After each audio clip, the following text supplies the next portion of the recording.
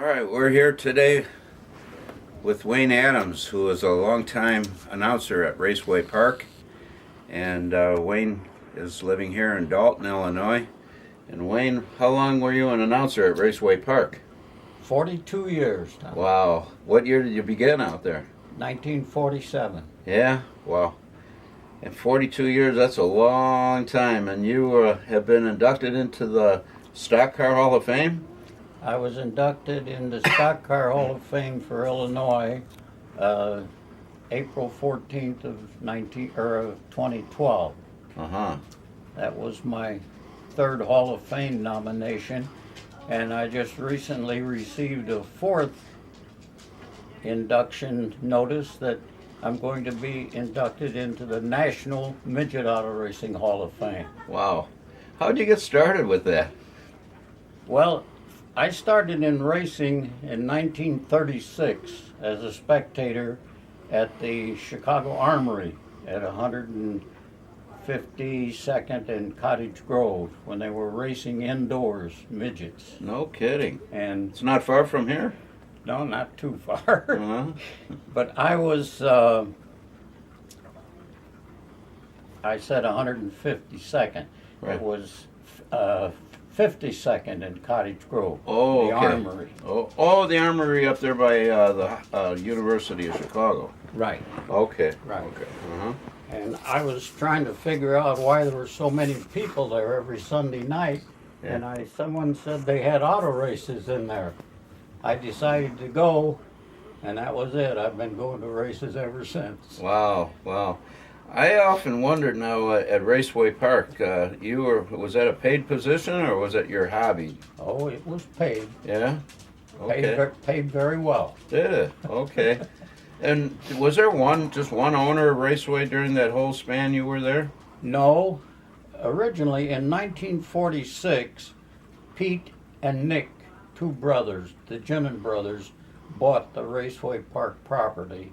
It was condemned and in bad shape, and they rebuilt the whole racetrack and carried it on forever. Uh-huh. Okay. Until 2000. Yeah. Is that the year it closed? Yes. And you were there all the way up until there? No, I quit in 1989. Oh, I okay. was 70 years old, and I decided it was time to wrap it up. Yeah. Oh, okay. So we were talking right before we went on camera about some of the famous drivers that we saw during the day, and maybe you can just elaborate a little bit more. We mentioned Ray Young, Bud Kaler, who died a couple years ago, and we used to call him like Three-Finger Bud or something like that, wasn't it? Yes, Bud lost part of his hand in a train accident when he was quite young. He was playing in the rail yard over in Blue Island, and he got caught between a couple of switching cars. Okay. But it didn't affect his driving at all. When you mentioned Blue Island, I think of Bob Pronger. Wasn't he from there? Bob Pronger was from Blue Island, and I still rate Bob Pronger and Bud Kaler and Bill Van Allen as probably three of the greatest race drivers in history. Really, yeah. Of course, Bob Pronger's career was kind of cut short, though, huh? Yes, he disappeared, I think it was 1961. Wow, that far back? Yeah. Uh-huh. But he won the championship at Raceway several times. Bud Kaler won it, I think, 11 times. Uh-huh. But I don't know. We had, I think, some of the greatest short track drivers that ever lived Yeah, at yeah. Raceway. There was a guy out of my neighborhood, Stosh Coleman. Stosh Coleman, Uh-huh. never forget him. Well, what are the delights after races? They'd open up the pits, and when we were kids, we used to be able to go into the pits. That's right. And that was a real treat with all the guys back there and all the grease monkeys. Auto racing was fan friendly. Yeah. Fan friendly.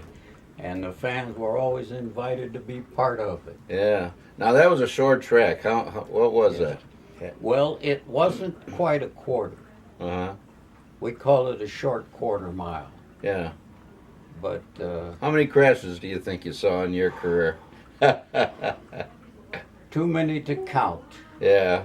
As a matter of fact, I was going through some of my literature the other day, and I discovered 1 year in the activity at Raceway, there was over 100 cars flipped over Wow.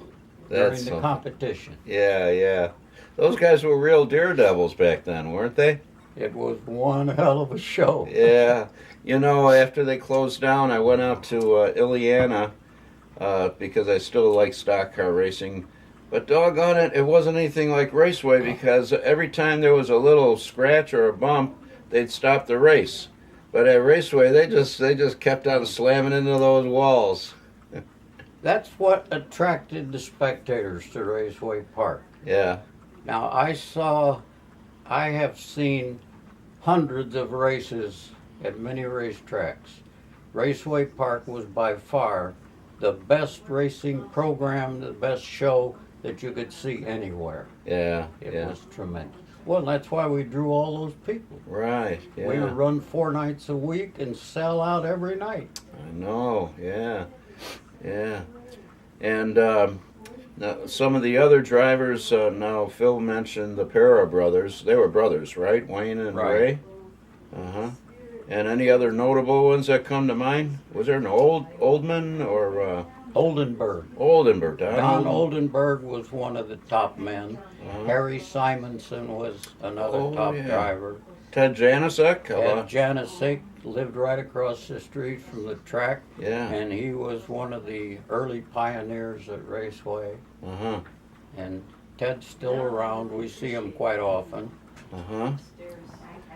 Now on the midgets, how about a couple of guys that I knew from my old neighborhood too? Were the Cladis brothers, or the Danny Cladis? Danny Cladis. And what about the Bentonhausens? Did they have anything to do with? Well, Bettenhausen drove at Raceway in the early midget racing, and won a championship at Raceway, as I recall, 1 year. But the Bettenhausens, then we had Harry McQuinn, and one of the early drivers, and Ted Tedderton, and well, the early midget races started in 1938. That's when Raceway Park opened. And I attended the first race there. And as a matter of fact, I attended every race before the war. And before the war, I was asked to be the scorer for the midget races. Before World War II. Yes. Uh-huh. I started out at Raceway actually in 1938 as photographer, Wow. taking pictures at the track. Yeah. And then in 39 I was also photographer.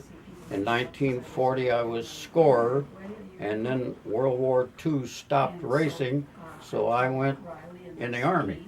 So I spent 3.5 years in service, including a year in the Philippine Islands. Oh boy. Okay.